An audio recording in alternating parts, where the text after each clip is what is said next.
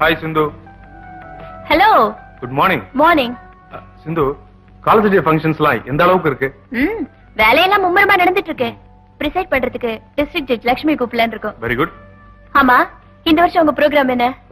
ஒரு அற்புதமான விஷயத்தை பத்தி ஒரு கவிதை எழுதியிருக்கேன். அது எந்த அளவுக்கு இந்த ஃபங்க்ஷன் சூட் ஆகும் எனக்கு தெரியல. அத நீதான் மேடையில படிக்கணும். நானா?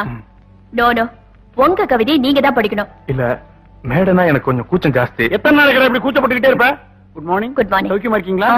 நாமெல்லாம் வருங்கால டாக்டர்கள், அடுத்தவங்க சௌக்கியத்தை பத்தி தான் விசாரிக்கணும். அது சரி, நம்ம மாதிரி டாக்டருக்கு படிக்கிறவங்களுக்கு கூச்சம் இருக்கலாமா? கூடாது. இருக்குதே, ஏகப்பட்ட கூச்சம் வச்சிருக்கான். இங்க பாருங்க, சொல்ல வேண்டிய விஷயத்தை தெளிவா சொல்லணுமா வேண்டாமா? சொல்லணும். சொல்ல மாட்டேங்கிறானே, உடனே தட்டிடுவான். ஏய், நீயா சொல்லிடுறியா இல்ல உன் சார்பா நான் சொல்லவா? இப்ப வேணாங்கிறியா? என்னது? ஒண்ணு இல்ல, அவன்தான் வளர்றான். வளர்றானா? உண்மையை சொன்னா வளர்றானா? ஆமா, நான் வளர்றேன் சில நேரங்கள்ல, நம்ம ப்ரொஃபசர் மாதிரி. ஆமா, உங்க செட்ல இன்னொருத்தர் எங்க காணோம்? யார் அது? ஓ, சதீஷா? அவன் வேற எங்க இருப்பான்? பிளே கிரவுண்ட்ல விளையாடிட்டு இருப்பான். அவன் ஒருத்தன் ஏன் தான் கடவுள் கொடுத்த உடம்பை இப்படி கஷ்டப்படுத்திக்கிறானோ தெரியல.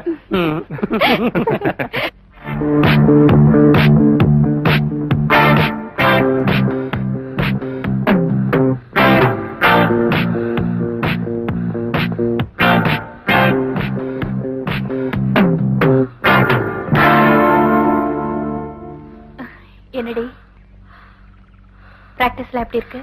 எல்லாம் okay.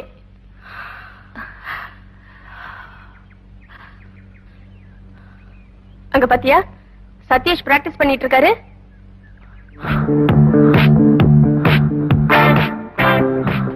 Hi, how are you? Fine, thank you.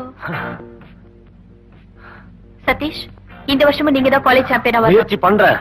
முயற்சி பண்றது இல்ல, கண்டிப்பா நீங்க தான் வரணும். என்ன இவ்வளவு கண்டிப்பா சொல்றீங்க? இல்ல, நீங்க காலேஜ் சாம்பியனா வரணும். அந்த ராஜுவோட பேரஞ்ச முகத்தை பார்த்து நான் கை கொட்டி சிரிக்கணும். இல்லனாலும் அவன் மூஞ்சி அப்படித்தான் இருக்கும். அதுலயும் உங்களை பார்த்துட்டா கேட்கவே வேணாம்.